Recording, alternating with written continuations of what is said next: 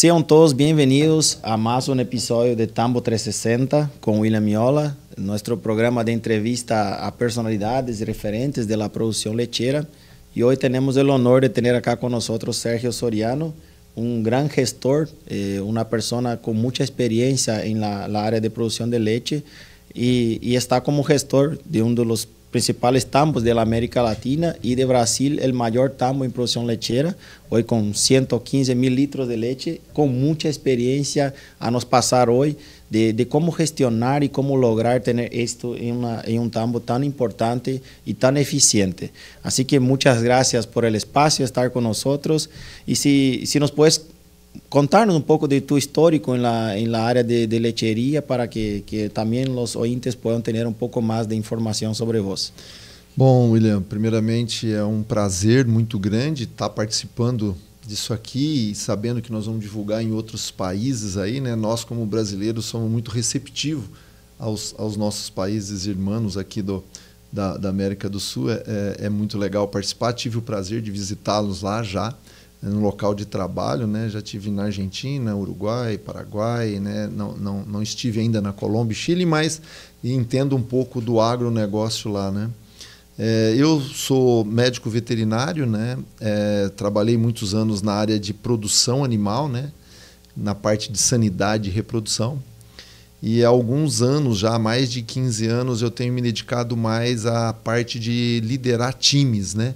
Construir times que possam potencializar o resultado do negócio. Então, hoje eu estou mais focado na área de pessoas do que na área técnica veterinária, né? Então, hoje nós temos uma equipe veterinária que trabalha com a gente lá e eu coordeno e trabalho com essas equipes tentando desenvolver para ajudá-las a entregar o máximo potencial humano para a nossa operação de leite, né? Hoje eu dirijo uma operação de leite e a operação de laranja também. Nós temos fazendas de laranja também, que nós estamos levando a cultura do agronegócio leite para dentro das fazendas de laranja. Não é tão fácil a gente construir uma cultura, né?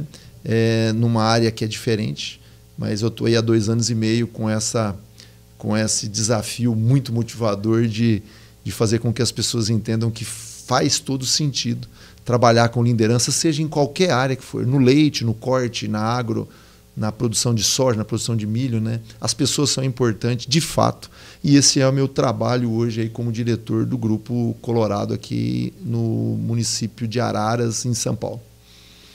Perfeito. Assim que para os que nos estão escutando, entendam que temos acá um gestor muito importante e não somente na lecheria, como comentou, mas também na área de produção de naranja, que é o agro é muito forte acá, a produção de naranja em São Paulo, e tem muita experiência para atrair e cambiar um pouco do conhecimento que ele tem e com que nós estamos trabalhando em alguns outros países também.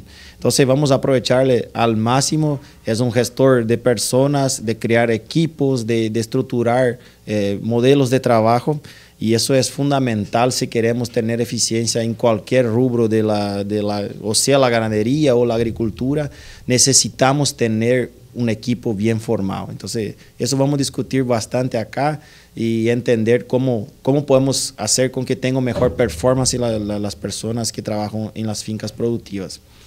E para arrancar o tema, ¿verdad? Arrancando sobre o que seria a visão del negócio, como Fazenda Colorado, ¿cuál sería, cómo usted describiría la evolución a lo largo del tiempo? O sea, si puedes describir cómo fueron los avances, cuáles fueron los momentos que las tomas de decisiones que hicieron con que avanzase a este tamaño que hoy tenemos, llegando a casi 120 mil litros al día. Es algo gigantesco, ¿verdad? Pero ¿cómo arrancó la producción y cuáles fueron los principales avances que usted mira que hizo con que llegue a lo que es hoy? Essa pergunta é muito importante para quem nos ouve, nos assiste aí, porque muitas vezes as pessoas até comentam, sabe, no meu Instagram, né, que quando a gente dá alguma ideia, as pessoas dizem assim, isso é fácil porque vocês são grandes, né? E a toda hora a gente ouve esse tipo de comentário. Isso aí não serve para nós, isso só serve para fazendas grandes. Mas uma coisa que a maior parte das pessoas não sabe, e é legal contar aqui para você, é que a Fazenda Colorado começou com 70 litros de leite. 70 litros. O próximo passo foi 300 litros. Aí nós dobramos e fomos para 700 litros de leite. Eu não estava no grupo nessa época, mas eu cheguei quando o grupo ainda tirava 5.000 litros de leite. E era um sonho, e nós marcamos uma festa para o dia que nós atingíssemos 10.000 litros de leite. E nós atingimos, né? E nessa época nós fizemos um churrasco, uma confraternização para comemorar que nós atingimos 10.000 litros de leite. Então é só para dizer para as pessoas, de uma forma muito simples, que tudo é construído ao longo do tempo. Nós não somos uma fazenda que surgiu em 2 anos e fomos de 0 a 100.000 litros. Nós não somos. Eu não estou dizendo que não é possível. Mas a nossa história, ela foi construída e foi sendo construída ao passar dos anos, né? Nós começamos lá os nossos donos, né, Laíra Antônio de Souza e Dona Maria, começaram em 64 e fundaram a Xandô, que é a nossa marca de leite, em 82. Se juntaram com outras pequenas fazendas e juntavam para dar 5.000 litros de leite para ir até a capital, São Paulo, vender o leite. Então veja que nós devíamos produzir, acho, na época, 1.000 litros de leite então eram mais 3 sócios do interior do estado de São Paulo. E com o passar dos anos, muitos dos produtores foram desistindo do negócio e o seu Lair foi ficando dono sozinho. Mas assim, eu entrei em 94 na fazenda e eu me considero um dinossauro do agro, porque eu estou há 31 anos na mesma empresa, né? E nós fomos crescendo não só na produção, nós fomos crescendo no amadurecimento e na construção das equipes.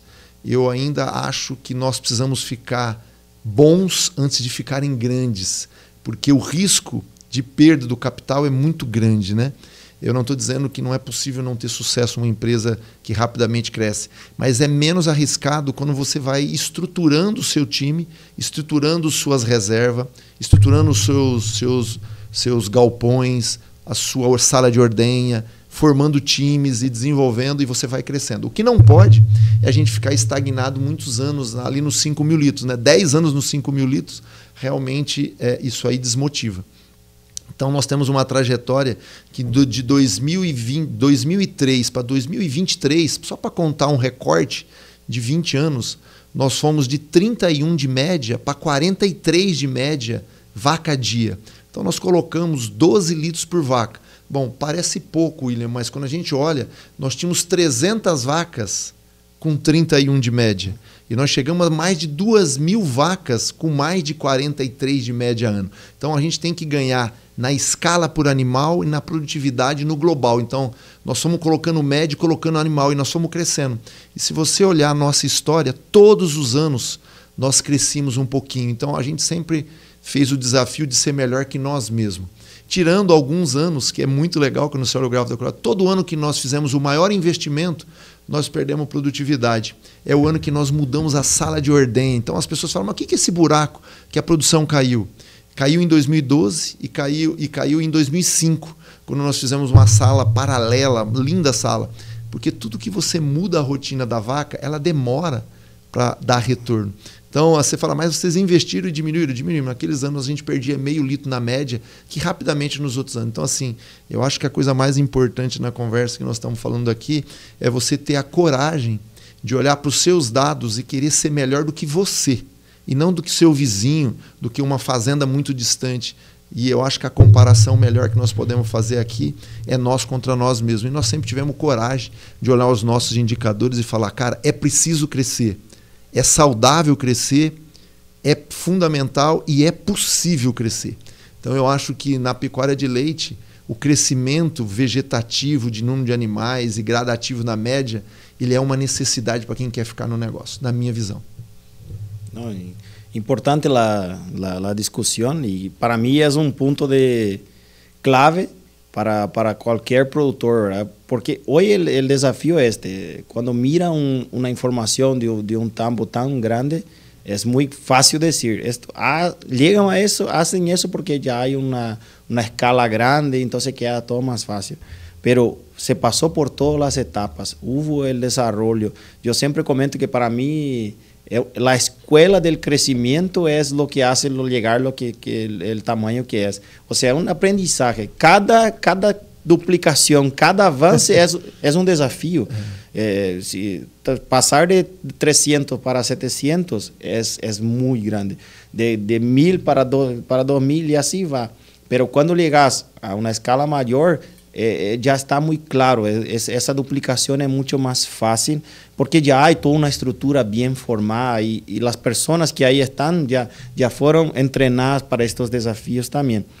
Entonces, la escala para mí cada vez queda más claro. Nosotros tuvimos reciente a Estados Unidos, es una tendencia en Brasil disminuir los tambos menores, la concentración de animales, pero no es porque el pequeño puede ser eficiente también, pero la escala hace con que tenga más competitividad dentro del negocio. O sea, cada vez más la agricultura es más fuerte, otras actividades, las ciudades están creciendo, necesitan esta demanda. Pero, ¿cuál es tu mirada con relación con un país tan competitivo como es Brasil, verdad?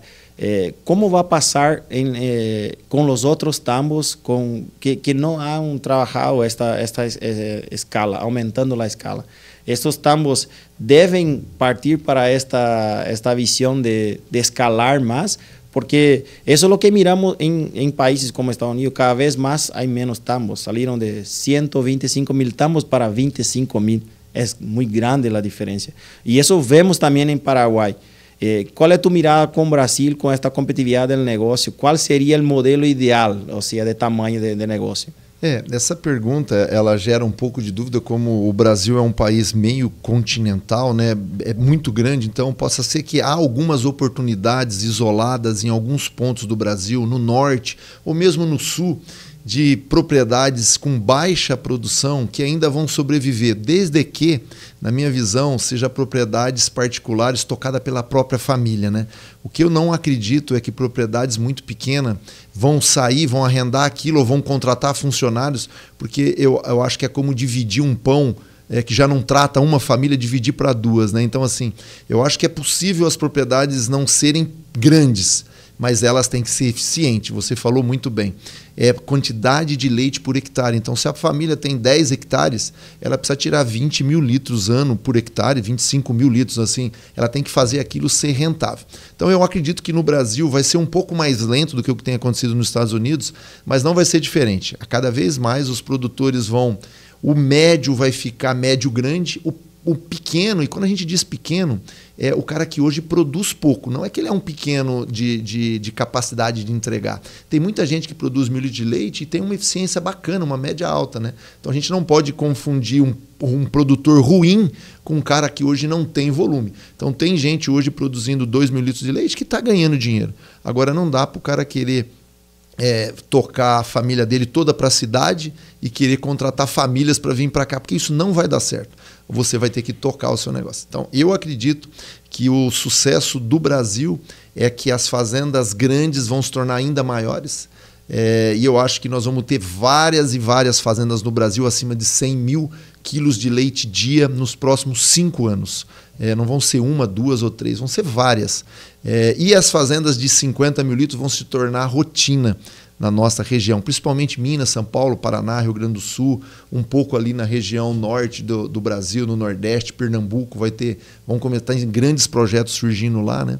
Eu vejo grandes confinamentos começando a olhar o leite como uma oportunidade, e esses caras já têm uma estrutura muito forte, e a hora que eles entrarem, eles vão entrar muito mais agressivo. Eu não vejo como retroceder no leite. Eu acho que para diluir custo fixo, a melhor ferramenta que a gente tem é aumentar a produtividade por vaca, por galpão, por equipe trabalhando. Então, assim, e quando a gente vá para cima de 50 mil litros de leite, a gente começa a mudar o padrão. A gente pode se dar o luxo de ter talvez uma ordenha carrossel, que não dá para ter numa produção pequena. A ordenha carrossel melhora as rotinas dentro da fazenda. Essas melhores rotinas diminuem o gasto com antibiótico, diminui o descarte de animais. Então, assim, tudo que você melhorar por você estar ficando grande, você começa a viabilizar cada vez mais o seu potencial financeiro. Então, eu acredito que crescer é fundamental para quem quer ficar nisso. Só que não só crescer em vaca, mas crescer na média por vaca e no volume de leite por funcionário dia. Não dá para a gente querer ter 300 litros de leite por funcionário. Então, se eu tivesse que dar um número para vocês, eu gosto de trabalhar com um número aí por volta de 1.000 litros de leite por funcionário. É claro, se o cara só tem 1.000 litros de leite, então ele só tem um funcionário? Não, ele vai ter que crescer esse leite para poder ter 2 ou 3 funcionários. Uma fazenda de 10 mil litros de leite não pode ter 40 funcionários para tirar 10 mil litros de leite, porque ela vai se tornar inviável mesmo. No, y comparto totalmente que para mí que el medio del camino es el gran desafío hoy de la producción. O sea, un tambo pequeño, y va a depender mucho de qué región que esté. El pequeño puede ser 30 animales como puede ser 100 animales. O puede ser, no sé, va a depender mucho de la región que estamos hablando. Y como Paraguay, yo uso mucho el ejemplo de eso, que si tenemos un tambo pequeño, familiar, con pocas personas trabajando y con alta eficiencia, con buena producción por una pequeña área que tenga, es un tambo que va a seguir por mucho tiempo. Tal vez la escala no venga por falta de área, falta de capacidad de inversiones, pero este tambo va a ser rentable y va a mantenerse. Y el tambo grande, al escalar, tiene la capacidad de tener menos gente, de su equipo de ordeña, la limpieza, todos los gastos fijos es prácticamente los mismos y van a ser diluidos por una alta capacidad de producción. Entonces ese tambo pasa a ser más rentable. Pero al medio del camino, donde creces el número de personas, invertís en estructura y no tenés esa leche para pagar la cuenta, ahí es desafiador. O sea, ahí empieza la rentabilidad a disminuir y ahí no va a haber inversiones para el crecimiento, y ese es un tambo que va desapareciendo a lo largo del tiempo. O sea, ou passar adelante ou te passam em cima, é mais ou menos assim. No Brasil, as cooperativas são muito fortes, sabe, William? Então, as cooperativas, eu acho que elas vão sustentar propriedades menores, desde que sejam eficientes por hectare, aquilo que eu te falei, né? Eu acho que também começa a surgir no Brasil, eu não sei como é lá no Paraguai, na Colômbia, na Argentina, no Chile, os condomínios, né? Então, assim, às vezes eu tenho 50 vacas, você tem 100 vacas e a gente monta uma empresa onde nós vamos trabalhar junto para poder potencializar. Eu acredito que isso também vai acontecer em alguns pontos no Brasil, já está acontecendo, né? Às vezes produções menores que se juntam para melhorar o poder de compra, para melhorar o poder de venda, para melhorar o poder de assistência técnica. Eu acho que essa também é uma saída que no Brasil, talvez nos Estados Unidos não aconteçam tanto, mas no Brasil eu acho que vai haver essa, porque nós temos uma paixão muito grande pelo campo, né? E também uma diversificação, né? Então, em algumas regiões do país, o cara pode se dar o luxo de ter lá frutas e ter leite, ou ele pode ter suinocultura e ter leite, ou pode ter avicultura e ter leite. Então, de repente, porque o leite o cara não trabalha o dia inteiro se ele é pequeno. Então, ele precisa pegar essa mão de obra familiar e fazer ela fazer rentabilidade. Acho que é uma outra opção de negócio. E outra coisa seria o uso de produtos industrializados, mas com um clean label, né? Um produto mais, como eu diria, produtos regionais, né? Produtos, como é a palavra que a gente usa aqui no Brasil? Me fugiu a palavra, agora eu vou lembrar. Assim, aonde a família transforma, artesanal, sabe? Eu acho que é uma forma da gente agregar valor, um queijo artesanal, um iogurte artesanal, doces artesanais, visitas. Então, assim, acho que vai surgir outros meios de negócio para essas propriedades menores, né? Nós temos o exemplo de queijarias aqui, que ela potencializa o valor do leite em 8 vezes. A hora que ela transforma o leite em queijo, o queijo do cara, ele pegou um mercado tão legal que ele pode pagar 3 vezes mais no leite, que ele ainda ganha o dobro. Ou seja, o cara fez algo diferente. Eu acho que isso vai surgir cada vez mais, porque nós, consumidores, nós queremos saber de onde está vindo o nosso produto. Nós queremos conhecer, nós queremos sentir. E isso vai ter valor cada vez mais nos produtos lácteos que a gente faz. Eu acho que isso vai fazer todo sentido, na minha visão, ao longo dos anos aqui. Fantástico. Para mí es interesante esa discusión, que son puntos que los pequeños productores deberían tener en cuenta, ¿verdad? O sea, hay oportunidades, hay oportunidades. Un producto artesanal es una alternativa excelente, o sea, va a generar un valor agregado fantástico para no mínimo para o dobro, sabe, Willi? Você imagine algo que você só tem 10 hectares e você dobra o valor do seu produto, é como se você tivesse 20 hectares. Eu sei que ainda é pouco, mas é uma opção. Por isso que eu acho que o produtor de menor escala, e não um pequeno produtor, eu gosto de falar, um produtor de menor escala, ele precisa procurar saídas que é um pouco diferente. Sem dúvida, se ele procurar uma saída que não tem a ver com produtividade, ele está fora. Então, produtividade é obrigação. Produtividade, qualidade e segurança alimentar. Esses 3 pontos, né, sanidade, nós não podemos abrir mão, porque não dá para produzir um produto artesanal sem sanidade. Não é isso que nós estamos falando aqui. Então, assim, eu acho que ele vai ter que achar ferramentas. E muitos desses produtores vão sair, sim. Eles vão vender a propriedade para outro que vai ter condição de fazer um investimento e comprar 10 com 10, fazer 20 e dobrar e virar funcionário, vai ter. Isso acho que acontece nos Estados Unidos, acontece em qualquer país. Isso faz parte do cara que fala assim, cara, já cansei desse negócio, eu vou partir para outra coisa, eu vou mudar para a cidade e vou trabalhar num McDonald's. Cara, tem demais no Brasil isso daí. Agora, o grande impacto é que eu vejo um movimento no Brasil que os filhos estão querendo assumir as propriedades. Houve uma época que eles não queriam mais, a gente já tem exemplos disso, principalmente porque os pais pararam de falar mal do seu negócio e agora eles veem aquilo como uma empresa. E hoje não é fácil você ter um salário alto na cidade, pelo menos no Brasil passa por um momento complicado. Então você, com o valor de leite que tem, valor da carne, valor de algumas coisas, o agronegócio às vezes remunera muito mais do que você ter um emprego ruim na cidade. Então eu fico muito preocupado quando eu vejo famílias que arrendam toda a sua propriedade, levam os filhos para a cidade para trabalhar de frentista em posto. Não tem nada contra essas profissões, só estou dizendo que é um salário chato que não tem para onde ir. E no agronegócio você pode transformar na parte de hortaliça, tem muita coisa assim, né? Eu vejo uma oportunidade nas propriedades menores. No, y eso notamos mucho también en los otros países, esa tendencia de los hijos a asumir el negocio cada vez más, para que el momento es muy actual eso, o sea, todo el mundo está asumiendo los negocios de los padres, y claro que era mucho más desafiador producir leche antes, entonces ese espíritu negativo de que no funcionaba y que las empresas llevan todo, eso ya eso está desapareciendo y los jóvenes están entendiendo que hay una oportunidad por trás de isso e que pode melhorar com tecnologias, com diferentes... A robótica tem ajudado demais, né? Eu acho que um dos grandes problemas de uma fazenda de leite é ordenha todo dia, 3 vezes ao dia, né? Se o cara tem uma sala com robô e ele pode gerenciar isso de uma forma muito mais estruturada, quem é o rapaz hoje que não quer ter acesso à tecnologia e usar essa tecnologia para fazer a sua fazenda ser mais rentável? Isso é muito fantástico. Então, assim, é uma outra maneira, né? É os drones, é toda essa tecnologia. Hoje, eu digo que um jovem que mora na cidade, para voltar para o campo, ele precisa fazer um esforço gigante de aprendizado, porque o campo está muito tecnificado. Ele exige hoje um conhecimento de informática, de gestão, de liderança, que é a parte da nossa conversa aqui. Lidar com pessoas que são parceiros de negócio, pessoas que trabalham dentro da sua fazenda. Então nós vamos sempre que estar lidando com pessoas. E para lidar com pessoas, você tem que primeiro gostar. Depois você precisa se dedicar.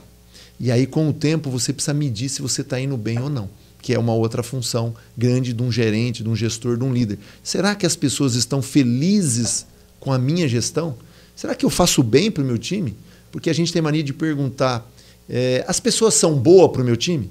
Mas a pergunta que eu queria dividir com o seu público aqui é, você acha que as pessoas lá estão felizes em ter você como gerente, como diretor, como líder, como gestor? Essa é a pergunta que nós temos que resolver. É uma discussão muito válida, ou seja, que normalmente talvez não é perguntar para si mesmo, verdade? Como eu estou como gestor, como eu estou como manejo as situações, as pessoas, e esse seria o próximo tema que justo íamos entrar, era como estruturar primeiro essa equipe como um líder, qual seria dentro de um tambo. Como manejar uma estrutura para que funcione bem e como eu consigo fazer esse feedback. Ou seja, como eu consigo que as pessoas sepam interactuar e venham a passar sus inquietudes, sus problemas, porque esse é o desafio. Se dependendo do líder, não recebe essa informação e aí não toma as decisões corretas. Não, eu concordo plenamente com você e é muito legal essa conversa. Assim, eu vou falar de 2 pilares básicos, mas a coisa mais importante para mim é que houve um tempo em que os filhos dos donos, ou os gerentes, ou os administradores da propriedade, achava que quem tinha que ditar a regra da liderança era o dono, né? Ou seja, quem construía a cultura, e nós temos que respeitar a cultura do dono, mas na realidade os gerentes, os donos, a liderança de qualquer empresa, não me importa se você tem 4 ou 40 funcionários, quem constrói a cultura são os líderes. Então, se você não começa a gerir e construir uma cultura de sucesso, de compartilhamento de resultado, de abertura para as pessoas colocarem a ideia, aquilo nunca vai florescer onde você está.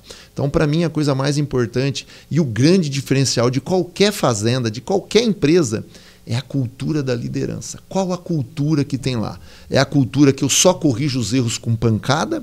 Ou é a cultura de que eu aprendo e corrijo os erros, faz parte do aprendizado, mas eu não tolero falta de caráter, eu não tolero falta de respeito, eu não tolero falta de comprometimento. Então, qual é a cultura? Então, para mim, a base para você desenhar alguma coisa é qual a cultura que eu quero na empresa que eu estou trabalhando. Essa é a primeira base, porque a cultura é o que diferencia uma empresa da outra.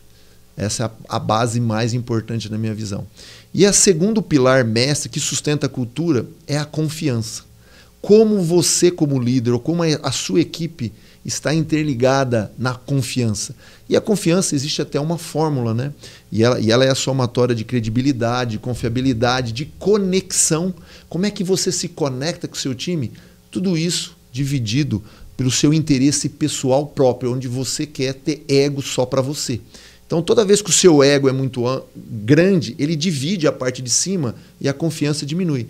Quando o seu ego é baixo e você divide ele quase por 0, a confiança é só somatória. Então, assim, acho que criar um ambiente onde as pessoas se conectam, as pessoas precisam ter conhecimento técnico, mas elas precisam ter confiabilidade e entregar o resultado é um outro pilar muito grande. E como é que a gente faz isso?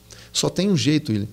O jeito que eu entendo é você expondo as suas vulnerabilidades. Você como líder, você como gestor, você precisa ter coragem de olhar para o ambiente, ver com o ambiente de confiança e falar: ô William, desculpa, cara, isso aqui que você está me pedindo eu não sei fazer, você pode me ensinar? Cara, quando você começa a mostrar as suas vulnerabilidades, as pessoas conectam a se conectar com você e falam: cara, se ele como líder tem coragem de dizer que isso ele não sabe fazer e ele se expôs para nós, por que eu, quando eu não sei fazer alguma coisa, eu vou esconder ou eu vou fingir que sei e vou fazer do jeito que dá? Não, eu vou pedir ajuda. Então, assim, acho que essa conexão, ela é o que amarra a confiança, a cultura da empresa. Então, quando você começa a montar um time e esse time percebe que você está jogando com eles, e quando você joga junto, você também erra. Só que você precisa aprender a chamar o erro pelo nome correto nele, não disfarçar. Você precisa chamar o seu erro de erro e mostrar para o time que quando você erra, você também assume. Porque aí você começa a gerar um engajamento das pessoas em volta de uma cultura onde o erro não é que a gente vai tolerar tudo, erro é maravilhoso. Não, eu odeio errar. Mas quando eu erro, eu sou o primeiro a pedir desculpa. E eu gostaria que o meu time fizesse a mesma coisa. E aí a gente começa a engajar as pessoas e fala: cara, porque muitas fazendas, muitas empresas, o time, a equipe é apenas uma ilusão. Cada um trabalha isoladamente, como se fossem pequenos silos. E no final do dia, eles tentam se conectar com o chupim, se der bem, se não der, vaza para onde é que deu. Então, assim, a grande diferença é a gente ter reuniões, rituais para discutir isso, indicadores comuns de todas as áreas, onde as pessoas criticam uma área a outra de uma forma organizada, né? É fácil de conseguir isso? Não estou dizendo que é fácil, mas é importante para que a empresa tenha vida. Cultura, confiança, engajamento, expor a vulnerabilidade.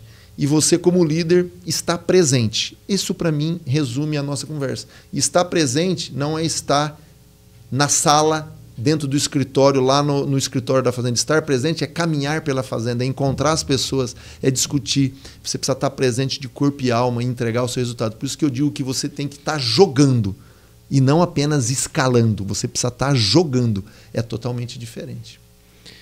E Y eso la palabra que resume todo lo que hablamos es conexión. O sea, es fundamental.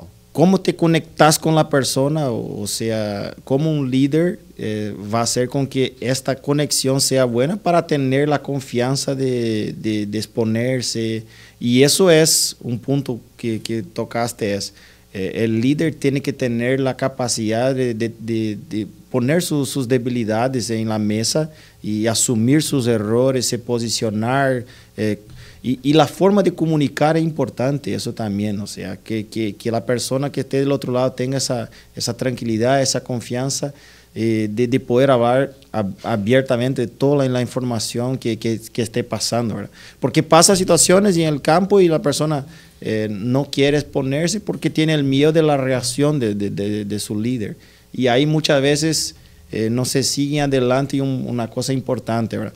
Para mí que el gran desafío es eso, ¿verdad? Y después está cómo motivar más a esta persona también, porque nosotros tenemos un desafío, yo veo diferentes países que visito, muchas veces la cultura de algunos locales es la comodidad y yo siempre comento que parece que prendemos el modo automático y hacemos todo lo mismo todos los días y no es malo, o sea, es un trabajo que es eficiente en ese momento, pero ¿cómo ustedes entienden, cómo usted como gestor entiende que puedes motivar más a esa persona? Es promoviendo capacitaciones, eso es remuneración diferenciada, es simplemente por mejorar el feedback, o sea, ¿cuál seria o modelo ideal para que motive essa persona a crescer mais dentro do trabalho? Eu acho que você tocou num ponto muito importante, né? Eu acho que o modo automático ele é uma doença, né? Na nossa cultura, né? E mudança ela gera um esforço muito grande, requer um esforço muito grande. E a mudança só pode ser conseguida se nós tivermos base de onde a gente quer ir.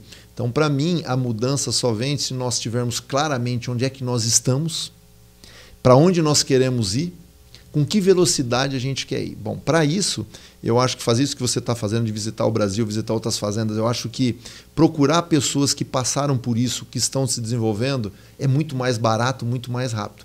Criar esse ambiente de confiança onde a gente pode discutir os problemas. Então, assim, a primeira coisa que eu diria é visite propriedades onde você está inserido, propriedades que estão fazendo um bom trabalho, veja o que eles estão fazendo de bom. Então, assim, queira aprender com os outros, valorizem o que os outros já fizeram, né? Porque às vezes a gente tem o medo de querer, mas eu vou falar que eu não sei fazer. Cara, eu acho que esse é o grande negócio, sabe? Se expor ao novo. Uma coisa muito legal que eu fiz por muitos anos na Fazenda Colorado, onde eu trabalhei por gerente por muitos anos, toda vez que eu recebia vocês lá e as pessoas falavam, cara, fique muito aberto, se você vê algo errado, por favor, me ajude, porque possivelmente eu não esteja vendo. Então, assim, não podemos ter vergonha ou medo de expor as nossas fraquezas, porque a única chance de eu melhorar algo que eu não estou fazendo bem é eu saber que eu não estou fazendo bem. E eu vou em muitos lugares aí que eu vejo um monte de coisa errada e você faz uma pergunta, o cara já te desvia e diz, não. Então, assim, as pessoas têm medo de mostrar no que ela não é bom. Mas se você não mostra, você não melhora. Se você não melhora, você não evolui. Se você não evolui, talvez você está fora do negócio nos próximos anos. Então, assim, cada propriedade que recebe visitas lá, não perca a oportunidade de fazer valer a pena, né? Explorem dos visitantes o que eles estão fazendo de diferente. Então, eu acho que isso é uma coisa. Então, eu diria, buscar conhecimento através de cursos, treinamentos, workshop, ler bons livros, né? Assistir bons programas como esse que nós estamos fazendo aqui, né? Assistir um podcast, né? Porque às vezes o cara só fica atrás de tanta coisa ruim que tem na internet, né? E o cara não gasta um tempo, está viajando e não ouve. Então, acho que aqui ó, o Tambo 360 é uma ótima oportunidade de você falar, cara, eu vou ouvir o que esses caras estão dizendo. E eu acho que hoje, se a pessoa não prestar atenção na liderança que ele está levando para dentro da sua empresa, a chance de sucesso é muito ruim. Porque se você leva qualquer pessoas desalinhadas à sua cultura, essa pessoa ela corrompe a cultura lá dentro. Ou ela tem que ser mandada embora, ou ela se demite. Então, eu acho que nós temos que fazer uma seleção até de quem entra na nossa propriedade.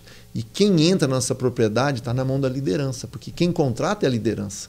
Então, assim, eu acho que a admissão de funcionário é uma ótima ferramenta de você ir mudando isso. Assim como a demissão é uma ótima ferramenta, porque a maneira como que você demite alguém, a maneira como que você tira alguém da equipe, você manda um recado para a equipe fantástico.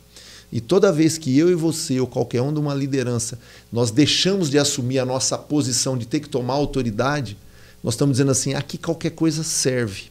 E aí, sabe, William, o grande problema da liderança, e isso tem a ver com a sua pergunta, quando nós não tomamos uma posição de tirar os ruins, quem vão embora são os bons, porque eles adoecem nesse ambiente. E aí eles vão dar tchau para nós e nós vamos ficar somente com o ruim. Então, assim, o problema da liderança ruim não é que ela atua sobre os ruins não melhorando ele, é que ela atua sobre os bons perdendo eles.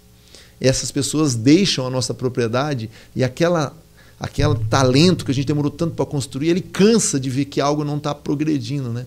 E ele nos abandona. Então esse é um grande problema. As pessoas às vezes não percebem. E ela diz assim, o meu time é ruim. É ruim porque os bons se foram. E nós não temos condição de repor os bons na mesma velocidade que eles vão embora. Então, por isso é que eu faço sempre a pergunta, como é que é trabalhar comigo? Será que é prazeroso? Qual que é a minha doença que tem judiado do meu time? Eu dou liberdade para as pessoas falar isso para mim? Aí eu corrijo. Aí eu retenho o talento, aí eu desenvolvo, aí as pessoas geram confiança, elas colocam as dores dela. Como é o crescimento pessoal de quem está no meu time? Eu só quero que a minha fazenda cresça, eu quero só ter mais vaca, mais vaca. Eu estou pouco me lixando se a família do cara não está bem. Eu estou pouco me lixando se a casa dele é uma bagunça. Eu estou pouco me lixando se o filho dele não está doente. Eu não estou preocupado da escola do filho dele. Eu estou preocupado com a maior... Cara, isso não se sustenta. Porque se as pessoas não tiverem um crescimento pessoal junto com o crescimento profissional, elas vão embora.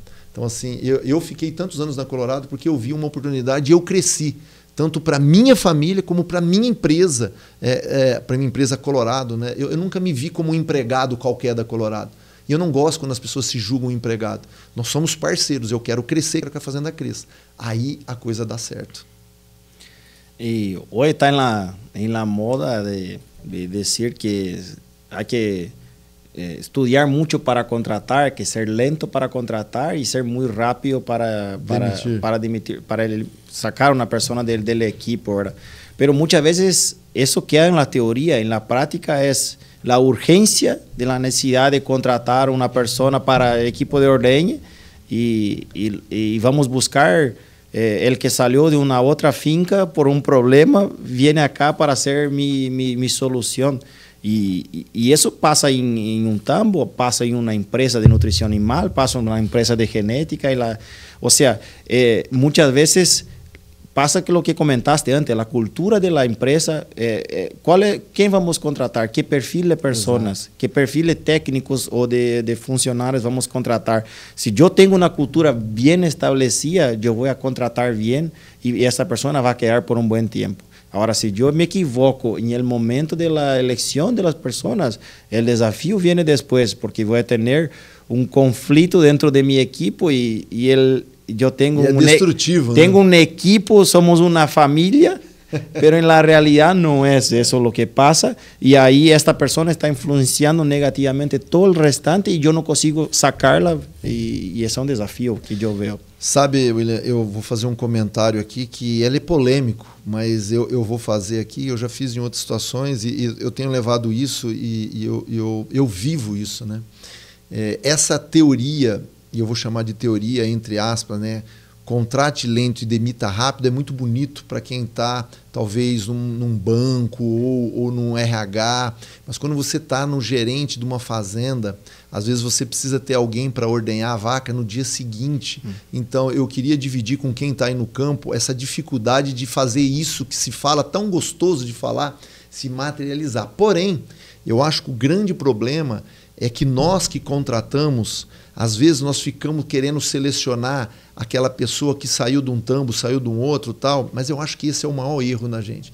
Eu acho que o tempo que eu queria dividir aqui com você agora, eu acho que nós estamos numa época que é muito fácil treinar habilidades técnicas, mas é muito difícil você contratar por atitudes. Então, mas eu focaria qualquer contratação em pessoas que têm bom caráter, boa responsabilidade, pessoas que têm atitude, que têm vontade, que precisa, que quer crescer. E eu gastaria tempo treinando essa pessoa para ser um ótimo técnico. O problema é que as empresas, e na grande maioria, elas querem pegar uma pessoa feita, só que elas não existem, porque pessoas feitas vão fracassar. Se ela fosse feita, ela não teria saído onde ela está saindo. Então, assim, eu gostaria de usar esse contrate devagar como contrate uma pessoa de caráter e treine ela devagar para as habilidades que você precisa. Invista no crescimento. Essa eu acho que é a maior chance. E naquela frase onde as pessoas falam demita rápido, eu gosto de corrigir. Eu acho que você só pode demitir depois que você tiver exaurido todas as suas 3 oportunidades de treinar. Demissão é a última coisa. Ou seja, se você colocou uma pessoa para dentro e ela, se é um mau caráter, um bandido, nós temos que pôr para fora, é por outros motivos. Mas se a pessoa não consegue entregar resultado, será que ela não está entregando por ela ou é por você que é líder? Então, assim, eu não gosto de demitir uma pessoa simplesmente porque na primeira onda ela não veio bem. Você tem que fazer o primeiro feedback, o segundo feedback. Assim, de forma geral, não é que eu sou contra demitir rápido. Eu só acho que a demissão só pode acontecer quando isso não for uma surpresa para quem está sendo demitido. Você já fez a sua parte nessa demissão? Você treinou? Você motivou? Você foi entender? Se você já fez tudo isso, cara, eu fico tranquilo de demitir ela e eu não vou ficar muito preocupado com o que vai ser. Vou tentar ajudar ela de alguma forma. Mas se você ainda não fez os seus 3 passos, não demita tão rápido assim. Porque às vezes o problema é você, sou eu. Então eu acredito que nessa palavreado aí, contrate lento e demita rápido, nós precisamos entender, e eu queria discordar até certo ponto. Porque às vezes nós temos necessidade. Então, se você está precisando colocar alguém lá, às vezes você não vai poder demorar tanto. Você tem que pôr alguém e assumir que você vai construir esse colaborador. Essa é a lentidão do colaborador. Mas, cara, não tem dinheiro que pague uma pessoa bem intencionada, com bom caráter, quando ela aprende. Ela aprende. Eu sei que tem coisa que é mais difícil, né? Sobre um balanceamento de dieta e tal. Mas o cara trocar um trator, cara, às vezes tratar uma vaca ou ordenhar uma vaca, cara, se ele tiver vontade, em 20 dias ele está fazendo um bom trabalho técnico. Agora, meu amigo, em 20 dias você não muda o caráter nem a atitude de ninguém. Então, assim, contrate por comportamentos e treine habilidades. Essa seria o meu recorte dessa nossa fala aqui. Fantástico. Mejor cierre de este tema de personas, imposible. O sea, el carácter no hay como cambiarlo. O sea, es una cuestión que no tenemos que elegir bien en la hora de contratar. Y las habilidades es una cuestión de entrenamientos y rutina. O sea, frecuencia de hacer una misma actividad. Hace cualquier persona que tenga ganas de hacerlo bien. Si hacer una buena frecuencia, buenas capacitaciones, va a lograr fácilmente. Pero esto es una cuestión que no hay como enseñar. Tener esa proactividad, esas ganas de trabajar, ese carácter de una persona seria es un trabajo que tiene que ya venir de base. ¿Verdad? Por isso é que eu falo, William, que a presença e aprender jogando é o caráter do líder. O líder não é o cara do escritório que fica só em planilha de Excel. Inclusive, eu tenho uma outra fala polêmica minha. Se tem um lugar que nós podemos pôr tudo a perder, é o tal do escritório. O líder que só fica no escritório, ele não joga com o time, ele joga para o time ou contra o time. E esse líder, ele não está presente. Ele não encontra as pessoas fazendo as coisas. Então, assim, um conselho, caminhe, encontre as pessoas trabalhando onde elas estão. E lá você converse com elas. Eu não estou dizendo que não tenha que sentar, que não tenha momento de olhar uma planilha. Mas, cara, se você não gasta pelo menos 40% do seu tempo para olhar como a sua equipe está trabalhando e você é um líder, você está fazendo algo errado. Sim. Não, e isto é algo que la oficina, el escritorio, la oficina es fundamental para mirar cómo está un pantallazo, un panorama de cómo está la situación. Pero estar ahí con las personas, entendiendo la realidad de ellos, creo que es algo que, o sea, es una sumatoria. Y ahí va un punto importante. Cuando vamos a hablar de indicadores, ¿cuál sería, según tu visión, cuál es el modelo ideal?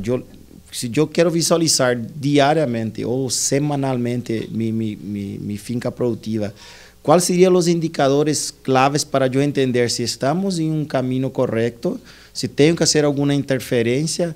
O sea, ¿qué es lo que ustedes visualizam durante as semanas para ir mirando, para hacer tomas de decisões?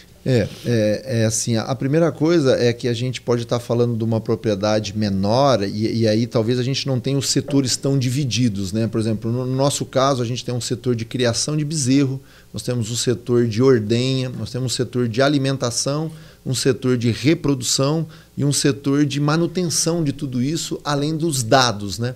Então, assim, mas entenda você que está nos ouvindo aí que isso tudo pode estar sob o escopo de uma pessoa só, não tem nenhum problema. Né? Mas assim, eu acredito e eu gosto muito quando as pessoas escolhem no máximo 3 indicadores por áreas e começam por isso. Não dá, se você fizer alguns cursos no Brasil, os caras facilmente colocam 25 indicadores em cada área dessa que eu te falei. E é impossível um ser humano se apaixonar por esses indicadores. Então eu diria que se eu tivesse que olhar para o bezerreiro, por exemplo, sem dúvida eu queria ver como é que está o meu ganho de peso aos 50, aos 40 dias, aos 80 dias, que seria a desmama no caso do Brasil. Eu queria entender como é que está a minha porcentagem de morte de quem nasce até a desmama. Eu acho que são 2 indicadores chaves. Outro indicador é qual é a minha performance de doença, a ocorrência de doenças. Elas estão aumentando? Ou estão, quantas bezerras eu mediquei essa semana? Quais são as doenças? Então, assim, 3 indicadores chaves. Doenças, como é que eles estão sobrevivendo a isso e qual que é a performance de ganho de peso. Eu não estou falando de custo aqui, porque custo do bezerro eu vou falar lá nos dados. Então, esse é um indicador. Então, assim, talvez esses 3 me darem um conforto muito legal para mim entender indicadores de performance sem olhar para as pessoas nesse momento. Se você olhar para a ordenha, você não tem como não olhar para volume de leite por minuto de ordenha, né? Vacas ordenhadas por tempo, né? Volume de leite por vaca está aumentando, está caindo, fluxo de leite, quantidade de casos de mastite, célula somática no tanque, contagem global da qualidade para mostrar a limpeza. Então eu acho que ficaria por ali. Talvez a sujidade das suas vacas que chegam na ordenha, as vacas estão chegando cada vez mais sujas e eu estou vendo isso piorar. Isso é uma bomba relógio, então talvez seja um indicador que você pudesse capturar semanalmente. As pernas das vacas estão mais sujas, o úbito está mais sujo, o rabo está mais sujo.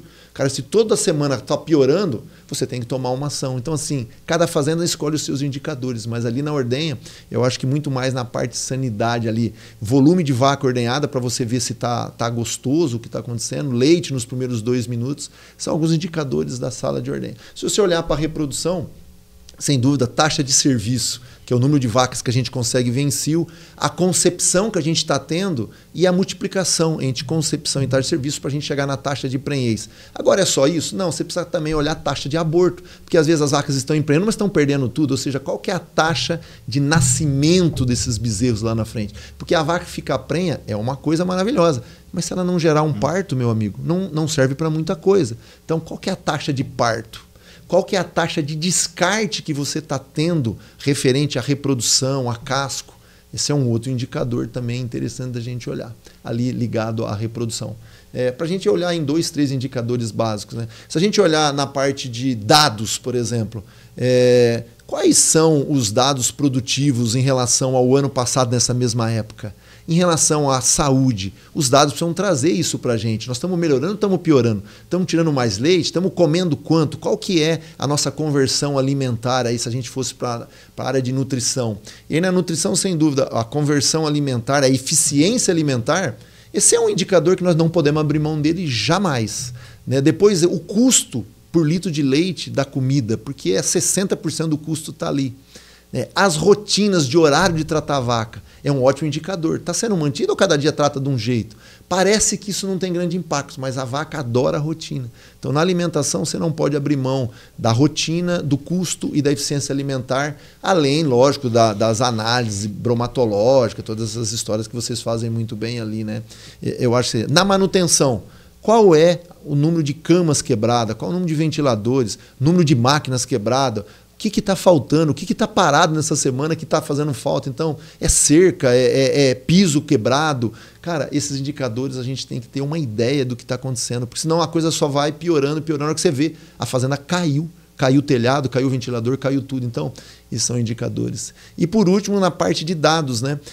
Tem um setor que copila os dados dos bezerros, os dados da ordenha, os dados da produção, os dados da reprodução, apresenta para você líder, para você gerente, e com esses dados na mão você vai para a sua reunião de indicadores do seu time e apresenta, pessoal, olha, nossa meta era tirar 10 mil litros de leite, nós tiramos 10.500 e a média subiu por isso. Aí você vai olhar para a comida e vai falar, pessoal, vocês fizeram um bom trabalho. Vai falar, pessoal da ordenha, vocês fizeram um bom trabalho. Pessoal de bezerreiro, vocês criaram muito bem. Então, eu gosto de indicadores que a gente possa discutir com o time e que sejam indicadores robustos. Indicador robusto não é aquilo que depende só do carinha da reprodução. Concepção. É bom ter esse indicador, mas aquilo não mantém a fazenda viva. A gente precisa ter um olhar mais inteiro, né? Se você vai ter uma premiação, você tem que premiar pelo volume de leite, pela sanidade, por quanto você ganhou de bonificação por um leite melhor, porque aquilo está o trabalho de todo mundo, pela venda de genética que todo mundo participou. Eu acho que essas são ferramentas, indicadores que eu gosto de estar sempre olhando aí, dando um olhar mais técnico. Agora, tem fazenda que já domina isso tudo e vai colocar novos. Mas assim, se eu tivesse que dar, comece com coisas simples para que elas sejam bem feitas. Todo dia, todo mês, todo ano, para você poder olhar e ver se você está indo para o lado correto ou não. Porque às vezes as pessoas montam indicadores tão estratosféricos e não usam aquilo para nada. E aí está um ponto interessante que comentaste, ele comparar com tus próprios dados. Ou seja, Exato. porque eu vejo hoje cada vez mais uma tendência do famoso benchmarking, comparar toda a informação de... E é importante. Sim, muito importante. Aprender com os outros. Com os outros é muito bueno. Agora, como eu estava ano passado e como eu estou hoje? Estou melhorando? Estou empeorando? Em que pontos eu posso ver que... Ou seja, com meus próprios dados, eu tenho que avançar. Ou seja, falamos antes, no outro episódio, que antes falava de 40 de promedio, era algo fantástico. Hoje já falamos em 50, hay situaciones que algunos picos puede ser llegar a 60. O sea, los estándares cambiaron mucho. O sea, yo tengo que ir avanzando etapas cada año. Y ese comparativo con mis propios datos es algo más orgánico, es algo más real. Porque eso yo puedo manejar y sé qué es lo que pasó y cómo puedo lograr un mejor resultado, ¿verdad? E eu ainda complemento esse assunto que eu acho que é muito importante. Eu gosto muito de comparar nós com nós mesmos, porque na realidade somos nós que temos que pagar a conta e é nós que temos que manter os nossos empregos e o nosso negócio rentável. O meu vizinho pode estar indo mal, bacana, falar, tá ruim, mas o meu vizinho está pior que eu. Isso não muda a regra do jogo. Eu acho que nós temos que rezar para que o vizinho está indo bem, para que eu possa aprender com ele, mas eu tenho que vir e ter atitude aqui dentro da minha casa. Eu tenho que fazer com que isso aconteça no dia a dia dentro da minha fazenda, né? E assim, eu vejo muitas pessoas que às vezes se perdem em trabalhos que eu chamo da porteira para fora, aonde o grande impacto do que nós estamos fazendo aqui está da porteira para dentro, porque eu não posso manejar o preço da soja na Bolsa de Chicago. Mas tem gente que passa o dia inteiro reclamando que a soja subiu, que a soja baixou. Mas ele não se dá conta de quando ele compra uma soja e põe essa soja no coxo para as vacas dele, ali ele poderia fazer algo bom. Ele poderia ter uma vaca com uma célula somática menor comendo aquela soja. Ele poderia ter uma vaca prenha, com um pico de lactação. E aquela vaca ia transformar aquele produto em leite e baixar custo. Então eu vejo o produtor de leite, principalmente no Brasil, reclamando muito de coisas que ele não domina. E ele não faz a parte dele. Então hoje o meu grande trabalho, quando eu vou em algum lugar ou que eu tenho oportunidade, eu digo, cara, hora que você for reclamar, pense se você tem ação sobre aquilo. Porque é a mesma coisa de eu ficar aqui reclamando nesse exato momento sobre o tarifaço do Donald Trump sobre o Brasil. Cara, qual é a minha ação sobre isso? A minha ação sobre isso é fazer o melhor que eu puder com o que eu tenho para me sobreviver e superar isso. Eu não vou ligar para o Trump, eu tenho que rezar para que os nossos governantes façam um trabalho lá. Mas assim, tem pessoas que desescabelam o dia inteiro, se paralisam dentro da propriedade, buscando algo que eles não estão na sua mão. Então, eu gosto sempre de dizer assim, cara, isso aqui eu domino, eu posso fazer, eu tenho a obrigação de fazer melhor. E da porteira para dentro não está na mão do Trump, não está na mão do nosso presidente, está na sua, na minha, na mão de quem está lá. Então, ali é que a gente tem que atuar. É ter os melhores índices, as melhores vacas, as melhores pessoas, para que a gente possa ter o melhor resultado e sobreviver a muitos momentos difíceis que nós vamos passar. Nós não temos dúvida disso. Nós só precisamos estar preparados para eles. Fantástico. E aí comentaste dentro disso algunos temas que me gustaría aprovechar el gancho de discutir eso dentro de esa eficiencia alimentar, que para mí que una producción de leche, la alimentación es muy importante. O sea, el mayor impacto en el resultado del costo de la producción viene de la alimentación. ¿Y cómo medir eso? ¿Hasta dónde yo tengo que mejorar mi producción, pero siempre pensando en la eficiencia del negocio? ¿Cómo ustedes trabajan eso, verdad? ¿Cómo reducen el costo alimentar? ¿Cuáles las prácticas de trabajo que ustedes regulan para atender esa? Y siempre pensando en tener mayor producción, pero también teniendo la receta menos costo de alimentación, ¿verdad? ¿Cómo ustedes buscan essa maior eficiência? Isso é muito importante, sabe? Nós fizemos uma boa contratação, nós contratamos o Neto, que era um técnico da Cargill, trabalhou muitos anos na Cargill como nutricionista, hoje é o nosso gerente, ou seja, nós entendemos que olhar para a dieta com o valor que realmente ela tem faz muita diferença. Bom, para isso, a gente não fica só mexendo em produtos, pondo soja, tirando milho. Nós estamos trabalhando forte para melhorar a base da nossa silagem, que é onde é um dos grandes gargalos no Brasil, né? Tirando o Paraná e alguns lugares, Rio Grande do Sul, que produz uma silagem de alta qualidade, São Paulo talvez não seja o melhor lugar para se produzir milho por causa da altitude. Então, assim, nós olhamos para qualidade da forragem, para a quantidade de amido nessa forragem, para que a gente possa balizar uma dieta da melhor forma possível, para a gente não depender tanto de milho fubá, que além de caro é muito perigoso, né, para acidose e tal.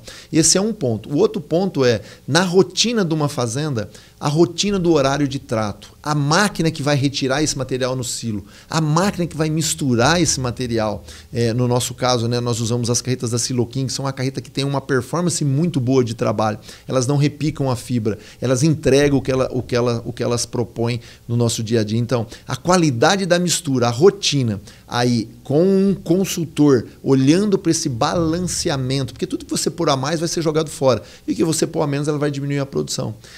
Uma coisa simples que a maior parte das fazendas não fazem é medir e acompanhar a matéria seca dos seus ingredientes. Ajuste da matéria seca de 2, 3 pontos ajuda demais a vaca. Então, se você está numa silagem e de repente a silagem cai 5 pontos de matéria seca e você não percebe, você atrapalha. Então, pequenos ajustes de matéria seca semanais para que você possa ver se aquilo está coerente. No nosso caso, nós usamos cevada, né? Então, a cevada às vezes flutua muito. Nós usamos capim, pré-secado. Então, assim, ajustes nos componentes da dieta são importantes, mas não é só isso. Você precisa fazer ajustes nas matérias secas, na qualidade, ter essa rastreabilidade. E uma coisa que nós fizemos esse ano que é muito legal, todos os silos que nós fomos fechando, nós fizemos uma coleta de amostras e mandamos analisar, para que quando nós fôssemos abrir aquele silo, nós já tivéssemos uma ideia do que está por vir. Nós estamos diante de um silo de 25 de amido ou de 30? Porque depois que você entra num silo, você estava num silo de 30, 32, que é o máximo que a gente consegue na cruada. Eu sei que é ruim, mas nós não conseguimos nada muito melhor que isso ainda aqui. E você está lá num silo de 30. E aí você passa 10 dias comendo um silo de 25. Até você perceber aquilo, a média já foi. E recuperar isso é muito difícil. Então, eu acho que toda essa rastreabilidade de dados ajuda demais, né? E assim, cuidar muito das pessoas para eles entenderem que o que eles fazem tem um impacto gigantesco no resultado final. Mostrar que, de fato, as pessoas da alimentação e dos outros setores, eles têm um impacto. O pessoal da alimentação é direto, porque se o cara simplesmente não põe o trato, ele quebra toda a rotina da vaca. Então, o horário é importante, ou seja, eu gosto, e o Neto faz muito bem isso lá no nosso time, é mostrar o porquê que as coisas têm que ser feitas. As pessoas precisam entender o porquê. Se elas não entenderem o porquê, elas não vão fazer quando você não está olhando. Então, assim, gaste tempo, gaste conversa, demonstre o porquê que as coisas precisam ser feitas daquele jeito. Convença as pessoas que o que você está fazendo é bom para a vaca, é bom para a empresa, mas é bom para o cara também, porque é a chance dele se manter rentável no negócio. Ou seja, comece pelo porquê e não só dando ordem. Eu sei que tem hora que a gente tem que ser autocrático, é assim, mas é legal você gastar um tempo. Por isso que eu digo que escritório só não resolve problema nenhum. Você precisa encontrar as pessoas e quando você pega ela fazendo alguma coisa boa, você valoriza e parabeniza e elogia. Quando você pega ela fazendo algo errado, você para, conversa educadamente, treina 1, 2, 3 vezes, mostra o porquê daquilo. Eu acho que isso muda. Isso faz parte da cultura de cada empresa. Não, e cada vez más la alimentación es el mayor desafío de una finca productiva, por el impacto en el costo. Estamos hablando de 40 a 60% del costo de la producción. E falamos que um silagem de maíz é 30 a 50% do custo da alimentação. É o maior custo hoje, para a gente é milho. O maior impacto está aí. E se vamos ter em conta que dentro da nutrição também, ou seja, da partição de proteína, a partição de energia é importantíssima. Ou seja, e se eu não tenho uma análise frequente disso, uma análise prévia para saber em que eu estou esperando aí, se eu não analiso a matéria seca, se eu não controlo os dados, e muito mais que isso, muito importante o posicionamento de que a pessoa que esteja aí entenda para que serve este dado e qual é o impacto negativo se nos equivocamos. Para mim que é uma coisa fundamental para uma eficiência. E isso... No que miramos en la práctica, en muchas fincas todavía no hay un control de eso. O sea, si yo quiero una eficiencia, un buen balance, yo tengo que analisar mucho. E isso está da porteira para dentro, está nas nossas mãos. Por isso é que eu digo que às vezes nós precisamos fazer as coisas simples primeiro. Ou seja, tire as pedras grandes do caminho antes de você querer concretar todo o caminho. Não vai dar para fazer tudo ao mesmo tempo. Mas tire as grandes pedras para a gente não tropeçar muito nelas e esses balanços, esses acompanhamentos, isso aí são pedras enormes com um custo enorme se a gente não fizer. Então, assim, eu não estou dizendo que o preço do leite não é importante, mas se você só passa o dia inteiro pensando no preço do leite e não cuida da alimentação das suas vacas, o seu custo vai subir e ao preço que o leite for, ele não vai mais pagar suas contas. Seria esse a minha visão também. Fantástico, fantástico. Isso, se queremos ter resultados, temos que ir a este caminho, ¿verdad? Eu creio que é um mundo sem volta, ou seja, temos que buscar ser mais eficientes e isso é um resumo importante de todo o que discutimos sobre os resultados. ¿Verdad? E agora finalizando nossa conversação e destinando um tempo também pensando para o mercado futuro, como hoje cada dia mais se habla de la huella de carbono, de la sostenibilidad, del bienestar animal. O sea, son muchos desafíos que el mercado que está comprando nuestro producto, que es la leche, está buscando cada vez más informaciones. ¿Cómo ustedes, como Colorado, están identificando eso y están haciendo alguna interferencia dentro del proceso productivo y también en la imagen como usted tiene un producto, ¿verdad? Chandot es una marca que va al mercado. Como vocês trabalham essa diferenciação?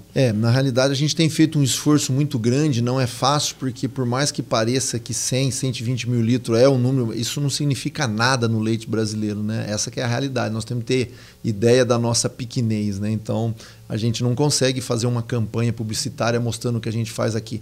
Mas o que nós estamos fazendo é trabalhar forte com certificações, seja ela de bem-estar, seja ela de leite A2A2, que é uma diferença que a gente está colocando. Estamos mudando a nossa marca forte para praticamente quase todos os produtos nossos vão ser A2A2, que é uma diferenciação. Nós estamos entrando no mercado de queijo também, como A2A2. Assim. Então a gente tem um projeto, já fizemos a certificação de biosseguridade, que é toda essa parte de sanidade. Acabamos de participar de um projeto de propriedade livre de brucelose e tuberculose, certificar, e recebemos o primeiro certificado do Estado de São Paulo, a primeira fazenda a ser certificada pelo governo do Estado de São Paulo, como uma área livre desses dois grandes problemas aí, para que a gente dê segurança para quem compra os nossos rebanhos. Bom, e tudo isso só vale a pena.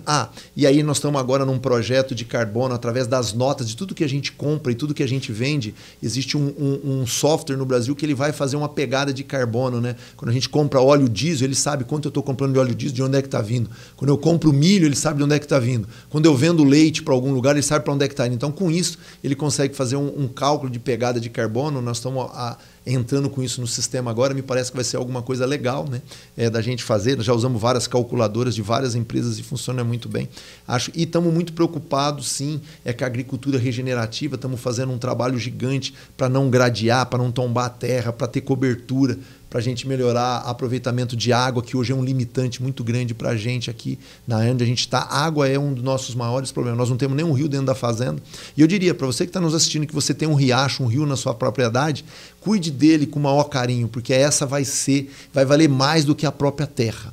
Sabe? Eu acho que hoje um rio, um riacho, um lago, muito bom. Ele hoje é uma riqueza, assim, a gente vê o Texas aí que está secando de tanto pivô que eles fizeram lá, não sabemos o que vai acontecer. Eles vão ter que achar um segundo lençol lá debaixo do que já existe lá para bombear essa água aí. Então, assim, a falta de água é alguma coisa assustadora. Então, valorize a água, valorize a qualidade do seu solo, valorize o esterco que você produz, utilize isso, não deixe isso ser um contaminante, deixe isso ser um enriquecimento. E é nesse trabalho que a Colorado está indo. Nós não temos condições de crescer muito mais nossa produção hoje, a não ser que a gente faça grandes investimentos em instalação para acomodar as vacas. Então, hoje nós estamos num limite ali para 2.300 vacas, que é o que a gente tem, 2.400, 2.450. Mas assim, é um sacrifício grande, na época do verão a gente sofre. Então nós precisaríamos recompor e refazer investimento, só que como nós ainda não vendemos todo o nosso leite como A, nós estamos tentando colocar essa marca todinha na praça com a nossa marca para ganhar valor. Para isso a gente abriu as portas da nossa fazenda e recebemos visitas semana inteira, o mês inteiro, para trazer as pessoas para que elas conheçam o que elas estão comprando. Ou seja, aproximar o cliente de onde o produto é feito é a nossa estratégia de marketing para que as pessoas entendam o valor que tem a marca Xandô. Esse é o nosso trabalho, esse é o trabalho que a gente tem feito de marketing. Fantástico. No, y este es el mercado futuro, ese es lo que las nuevas generaciones están comprando. Y eso es lo que tenemos que tratar de... Es muy difícil tener eficiencia en un animal al campo, o sea, un animal libre. O sea, si queremos un volumen de producción para atender la demanda global, tenemos que tener animales estabulados, pero se puede hacer con confort, se puede hacer con bienestar animal, se puede pensar mucho en la parte de todas las cuestiones ambientales. Eso todo es un trabajo que hay que ir, los que no están pensando en eso hay que ir desarrollando.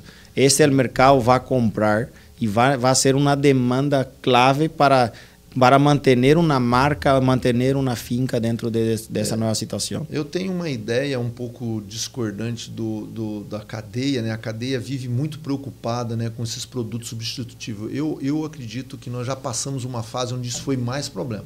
Não estou dizendo que eles não são um problema, mas eu acho que cada vez mais os lácteos vão ter mais valores de consumo. Nós só precisamos mostrar isso para o cliente.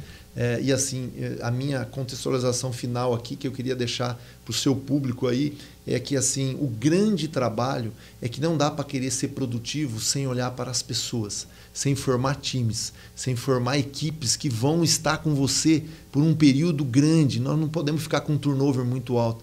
E eu sempre faço uma pergunta, né? Por que as pessoas certas não estão nos cargos certos? Então são duas perguntas. Você está com as pessoas certas? E essas pessoas certas estão no lugar certo? Você tem coragem de mexer? Você tem segurança psicológica de tirar um cara da ordenha e ele virar o chefe do bezerreiro? Às vezes você precisa ter essa coragem. Você precisa mexer no jogo. E você é o cara responsável para isso. Então, assim, eu acho que quando você tem essa coragem, a chance de sucesso ela é maior. É 100% de sucesso? Nada é 100% na vida. Mas, assim, às vezes há que mexer nas peças do tabuleiro durante o jogo. E, para isso, você precisa estar lá. Você precisa estar presente, você precisa valorizar as pessoas, você precisa procurar conhecimento, você precisa ouvir um negócio desse, precisa ouvir muitas outras coisas boas que tem aí. Ler bons livros, né? Tem um livro que chama Segurança Psicológica, né, nas Empresas, da escritora dos livros do Harry Potter. Esse livro é muito legal de você olhar. Como é que eu crio um ambiente de segurança onde as pessoas podem entrar e falar, cara, eu não concordo com isso. Você não vai ficar bravo comigo, eu vou levantar. Então, acho que isso nós precisamos incentivar. Tanto é que nós temos um podcast nosso lá, no Grupo Ponto Ser, onde a gente dá um livro em todo o podcast para que as pessoas entendam e usem isso daí de uma forma estruturada. Nós não vendemos livro, nós não ganhamos livro, os livros nunca são nossos, nós somos escritor. Mas nós queremos que as pessoas leiam bons livros aí e façam boas escolhas. Esse seria meu acordo com você e te agradecer pela oportunidade e deixar um abraço para toda a gente que te segue aí em tantos países aí. E se uma hora quiser nos seguir ou nos acompanhar, você pode disponibilizar lá tanto o Instagram da Fazenda Colorado como o meu Instagram, tem muita coisa lá que pode ser útil para quem quiser usar. Tá bom. Perfecto. No, muchas gracias por el tiempo, las palabras. Creo que sumó mucho. São bastante informações de uma finca altamente produtiva e que teve seus desafios e que logrou ter um êxito muito interessante. E tendo em conta isso, as pessoas, todo o sistema produtivo, as novas tendências, e isso vai somar muito a nosso público. E muitas graças por o espaço estar aqui com nós. As pessoas que queiram seguir nas redes sociais, a Fazenda Colorado, Sergio Soriano, e também ao podcast de vocês, pues pode ser agro, ¿verdad? Esto. Pode ser agro, há muita informação. Na verdade, agora o nosso podcast mudou para Sercast. Sercast. Depois eu até te mando lá, assim. E assim, eu acho que é um prazer enorme a gente fazer isso. E eu queria também deixar um comentário, pessoal. Não imagine que a Colorado não tenha problema. Ela tem problemas gigantescos também. Todos nós temos problemas. A maneira que eu quero trazer aqui é como é que nós lidamos diante do problema. Nós se desesperamos, nós se pulamos da ponte. Então, assim, não existe propriedade que não tem dificuldade a ser vencida. A maneira que nós queremos é construir uma cultura onde, quando os problemas aparecem, como é que a gente resolve isso? De uma forma clara, de uma forma aberta. Às vezes nós cancelamos o investimento porque falta para aquilo. Então, assim, não imaginem que aqui é uma Disneylândia. Não, isso aqui é um trabalho duro, né? Nós temos os nossos desafios e é com ele que a gente vive. E é por isso que nós estamos lá. E é por isso que você está aí. Porque você tem os seus desafios, você tem que vencer os seus desafios. Então, fique feliz de ter desafios, porque senão não precisaria da gente aqui. E nem de você aí. Então, assim, nós temos que viver de uma maneira entendendo que felicidade não é ausência de problemas, não é ausência de conflito. Felicidade é agir da maneira correta perante os problemas. Eu acho que é transformar o que você tem em algo melhor. Essa seria a minha contribuição final aí. Um grande abraço para você, William. Fico contente aqui. Deixo um abraço para todo mundo que nos assiste aí. Perfecto, muchas gracias a todos que nos escuchan y nos siguen, y aprovechen seguir todos en las redes sociales. También estamos 360, quienes nos escucha por Spotify y quiere saber más informaciones, tenemos siempre las novedades que está ocurriendo dentro de la lechería y dentro del agro. Y así que nos vemos en el próximo episodio con más informaciones sobre lechería. Muchas gracias. Prazer. Obrigado, gente. Tudo de bom.